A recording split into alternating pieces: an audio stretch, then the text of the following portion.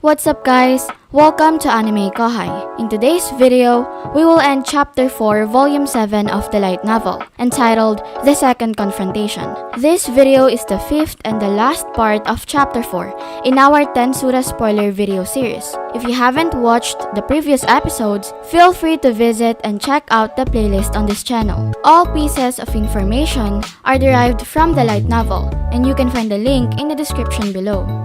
Now, let's get to the video. Hinata reportedly began running for the battlefield at top speed. Because of this, Rimuru concluded that indeed Hinata decided to fight him. He reminded his staff to stick to the plan. Rimuru stressed that Hinata and him would work this out. Nobody but just the two of them. Benimaru assured he would keep the paladins away, and that he would not allow anyone to interfere. Having nodded in agreement with Benimaru, Rimuru quickly turned into his human form to confront Hinata for the second time around. Shuna said good luck to you, and waved as Benimaru, Soe, Alvis, Sophia, and Rimuru set off. Before Hinata could reach the battlefield, Rimuru cast Space Domination to teleport himself and his team to Shion's location. He was thinking that even though Shion could manage to hold her own against a pack of paladins, Team Reborn would face an uphill climb. But Rimuru couldn't believe his eyes when he saw Shion with her arms folded in front of her, issuing orders to Team Reborn, and the paladins were shocked and dismayed that their attacks were not working on Yomigaeri at all. Team Reborn used quick dagger strikes to take down the paladins and their own bodies as feints to land attacks, making the most incredible use of their immortality. Being stronger than Yomigaeri, the paladins believed that being immortal would not be enough to make Yomigaeri fighters unbeatable, so the paladins tried to use their body's weight to hold the Yomigaeri down on the ground instead. But to their surprise, it did not work either. The paladins could slash them all they want, but the reborn guys would just quickly regenerate, something that the paladins couldn't manage. Surprisingly, the moment a Yomigaeri fighter landed nicks and cuts on paladins, those paladins fell on the ground for some reason. They were quickly bound up by the Team Kurenai members on standby to ensure they were out of the fight. In this way, the paladins were losing their numbers. In less than 3 minutes, the paladins had almost reached their breaking point.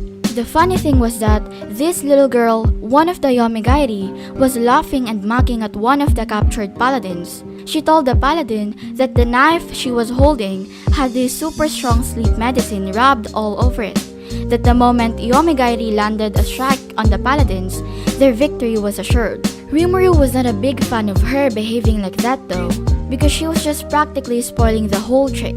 However, seeing this small child lecture a paladin before his eyes almost made Rimuru to chuckle a bit. Raphael Sensei reported that this little girl was Gobwe, a goblin older in years than Gobda. Rimuru commented that he had the worst trouble telling these monsters apart. Nothing could resist those sneak attacks by Team Reborn, unless the paladins had a natural skill to resist poison, or were careful enough to bring an antidote along. The paladins had let their guard down after ripping the Yomigaeri to shreds. That's why the Yomigaeri managed to land those little nicks and cuts that had successfully knocked half of the enemy out of the battle. Rimuru realized this was not an uphill battle at all. It was apparently an easy battle for Team Reborn right now. Shion with her chin gave the signal for Gobso and Gobwa to join the battle. Thinking that Shion was not joining the battle, Gobso complained that it wouldn't be easy to beat the enemy without Shion and the others joining in. But Gobwa explained there was no need to win the fight. All they needed to do was just to buy time. Gobso, in disbelief, said he thought they were ordered to win at all costs. Gobwa was aware of the discussion because he was standing guard by the meeting hall door, but Gobso was not, and so he was totally astounded by the news. Gobwa asked Shion to confirm that during the strategy meeting, they were supposed to be on standby, but Shion yelled at them and told them that they were acting like fools and should stop talking nonsense. Shion stressed that victory was within reach and apparent. She added that to climb over the wall to the next level was to secure victory against a stronger enemy, and it was for this reason they should not miss this golden opportunity, and they should even thank Shion for this. Rimuru was not sure if he agreed with those statements of Shion. How come that a victory was within reach when their foes were stronger? It was a little bit contradictory to Rimuru, but Gobwa, the squad leader of Team Kurenai, was convinced and said Shion was right. and Gobwa asked Shion to allow Team Kurenai to seize this opportunity. However, Gobso questioned Shion's instruction and said it was like ignoring orders or something, but Shion immediately shut him down and said that Gobso had only two options to make, either to do what he was told or to become the test subject for Shion's latest kitchen delights. Whether Gobso was convinced by Shion's arguments or not, the threat was all too real to Gobso that he dove straight into the battle. Rimuru asked Benimaru if everything was going according to plan. Benimaru shrugged his shoulder and said that it was not, but in his opinion, playing it by ear was sometimes necessary in battle. And Shion gave orders like that because she sensed victory. Rimuru just asked them to buy time because he thought they couldn't win, but if Rimuru had known, they could neutralize these paladins with no casualties. He wouldn't have told them to go easy. Rimuru turned his attention toward the battlefield, and he saw that Team Reborn was taking on the remaining 50 paladins. It was 2 Yomigairi fighters against 1 paladin, and 1 Team Kurenai member providing backup. In terms of strength, Kurenai is behind the paladins. While paladins are ranked A, Kurenai is below but about close to A. But with the right support, it can actually turn into a decent fight.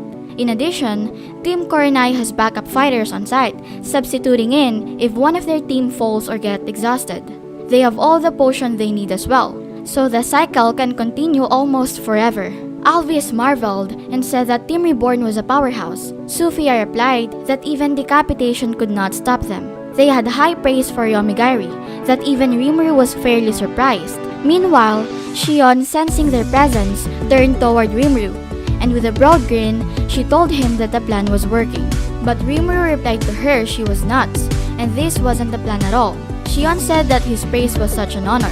Having said that it was time to go, Shion planted her feet on the ground and took off like a bullet, leaving Rimuru in the dust. Meanwhile, Hinata reached the clearing and finally encountered Rimuru and his team, the 5 high-level Magic-born. They had spotted Hinata coming, but their eyes were focused on a much more faraway sight. Looking in that direction, Hinata couldn't believe her eyes when she spotted her noble paladins facing what could soon become a painful defeat. Hinata painfully sighed, holding in her emotions. It was not the defeat that angered her, but it was the way this whole thing broke down in hostility so fast. As the battle was underway, negotiation could no longer be hoped for. Rimuru, meanwhile, was just standing there, watching the battle as calmly as Hinata. Just like Hinata, Rimuru was quietly thinking to himself, gauging the strength of their opponent. On Rimuru's side were 4 powerful Magic-born, plus Shion, a woman in a suit emitting a strange and frightening aura. The 2 women in front, Alvis and Sophia, appeared to be lycanthropes, and part of the famed 3 lycanthropers. On one side of the lycanthropes was Benimaru, a dashing figure with red hair and 2 black horns. On the other was Soe, a young blue-haired one with a single white horn. Arna recognized the 2 women as part of 3 lycanthropers when he caught up to Hinata, but Arna couldn't identify the other 2, so he whispered to Hinata and asked her. Hinata explained that they were Oni. Oni are monsters whose magical powers put them on the level of regional gods. Some pagan religions even worship them as gods. Oni are part of the evolution ladder up from ogres, but only a very few of them ever reach that level. Hinata told Arno to consider each one to be a special A-rank threat. Arno and the others were all too aware of the fact that this was Demon Lord territory, and they were uninvited guests. Hinata, meanwhile, was worried that even Special A might be underestimating them, especially that red-haired one, who appeared to have more force than a would-be Demon Lord. If they ever come to blows, they will be in trouble, as Rimuru's side has 4 powerful Magic-born, and Hinata's side has only 4 Crusader officers to go around. In addition, there is the Demon Lord himself, whose presence is overwhelming and nothing like their previous encounter. I'll take you on, you and me, in a one-on-one duel. The words flashed back into Hinata's mind. Hinata said in her mind that Rimuru wanted a duel with her because he didn't want any distractions. If that's what it comes to, she at least wants him to take her life and spare her soldiers. It's actually she wants Rimuru to win overwhelmingly and then accept her apology. Hinata noticed the female Magic-born in the suit begin to move, letting out a concussive wave of force as she flew toward the faraway Renard. Rimuru was watching Shion flying, and when he was done, His eyes turned toward Hinata, and their eyes met. They just stood there a few moments, staring at each other. Rimuru finally spoke first. Rimuru told Hinata that this was his territory, and the fact that Hinata staged military action within their borders was enough to make Rimuru assume that Hinata was hostile. Rimuru added that he was a nice guy, but not nice enough to allow Hinata to strike at them first. If the paladins managed to launch a holy field, Rimuru's fighters would be guaranteed to lose. That's why Rimuru had sent Shion out ahead to prevent it from happening. Hinata calmly replied that she agreed with Rimuru and that much she could tell. She had no idea why Renard disobeyed orders either. Rimuru asked Hinata to admit that she killed Reihim so she could pin the blame on Rimuru. That way, the new king of Farmuz would have all the momentum in the world behind him. For just a moment, Hinata looked thoroughly confused. She had no idea what Rimuru was talking about. But beyond that, she was able to hide her emotions.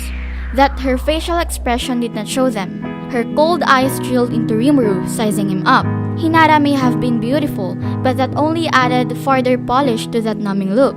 Rimuru tried to let Hinata remember the archbishop that she called back there, and that all Rimuru did was to give the archbishop that message for Hinata. Hinata whispered that she understood now.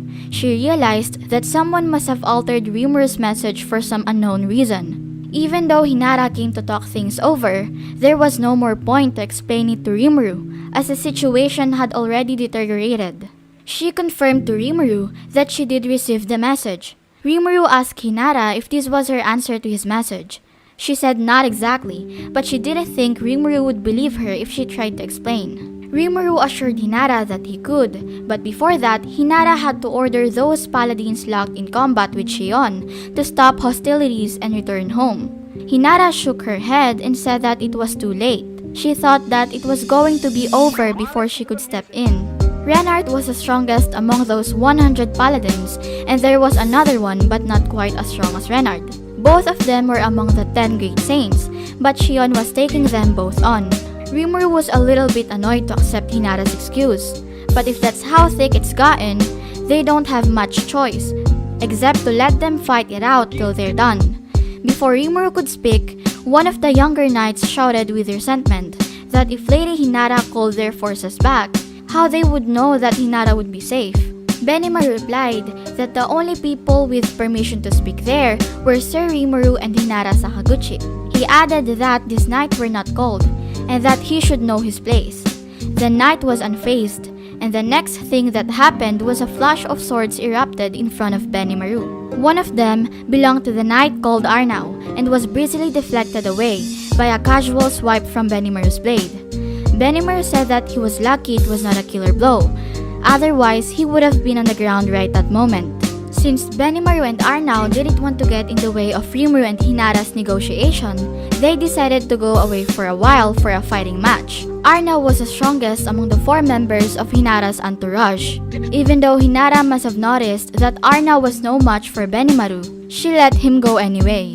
Alvi said to the rest of the paladins that she would be glad to occupy their time for a while for some entertainment, and so they would not get in Sir Rimuru's way.